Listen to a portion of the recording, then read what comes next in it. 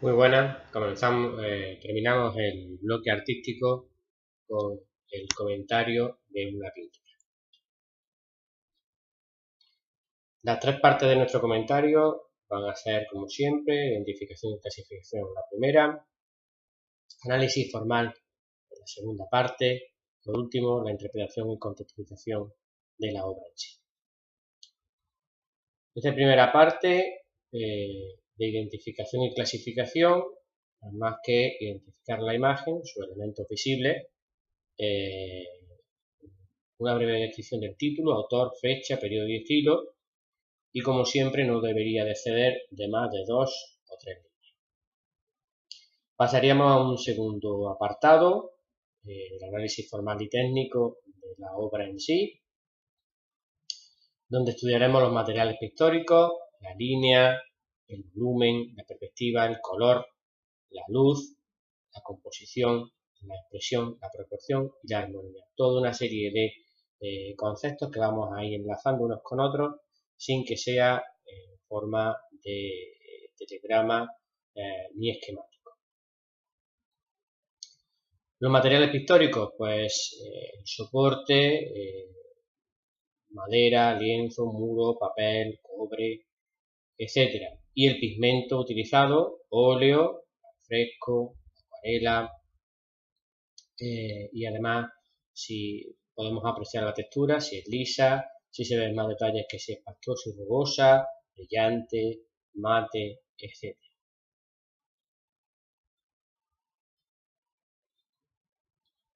La línea y su relación al predominio del dibujo sobre el color. Según la línea más fina o más gruesa, la pintura será más o menos expresiva. Las líneas curvas indican sensualidad, los trazos gruesos son más expresivos, los trazos abiertos son más imaginativos y todo va a depender siempre del estilo artístico en el que nos movamos.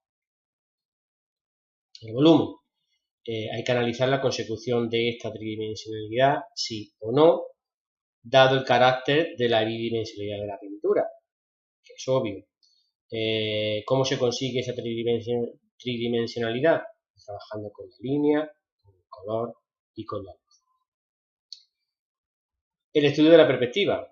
Si está simulada o no la profundidad, pues esta perspectiva va a variar según la época. En el medievo inexistente existe lo que se llama la perspectiva caballera y que va apareciendo poco a poco a finales del gótico, en el 480,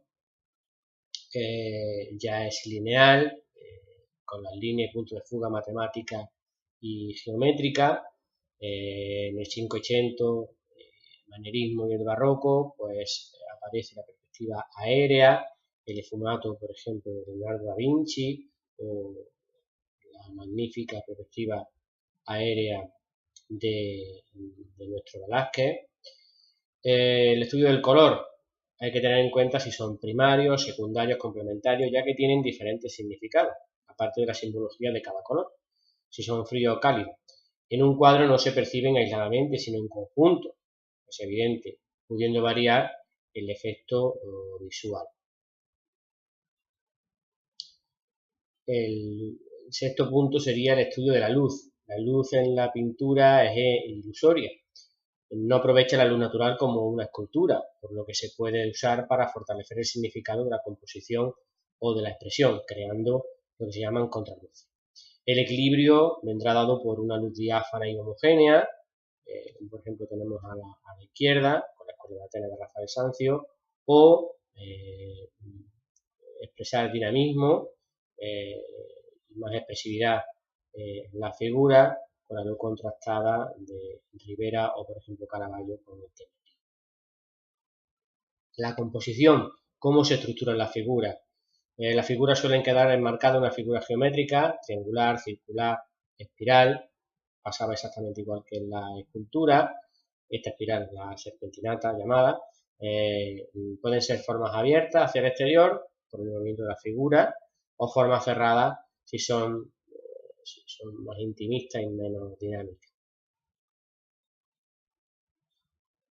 Pueden existir incluso varias composiciones dentro del mismo cuadro, como por ejemplo este que tenéis en el ejemplo del entierro del cóndor Gaz del Greco. La expresión, hay que estudiar los sentimientos que expresan la figura, su estudio psicológico y de la interrelación psicológica entre ellas, si existe o no, qué actitud tienen esas figuras, si es que aparecen, si son sedentes, orantes, yacentes, y qué tipo de gesto tiene, si es sereno, si es dramático, si es hierático, si sufre, si ríe, si se divierte.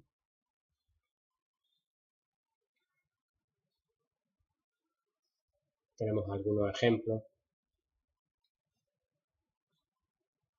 La proporción y la armonía, la concordancia entre las diferentes partes de las figuras representadas, también varían según la época.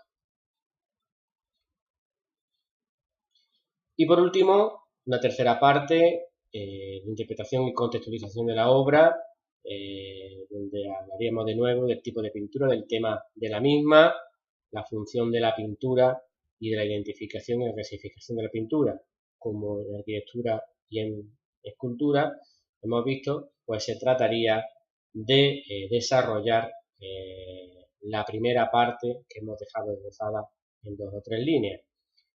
Un tipo de pintura religiosa, militar, conmemorativa, funeraria, civil, etcétera, la función para la que fue creada y la identificación.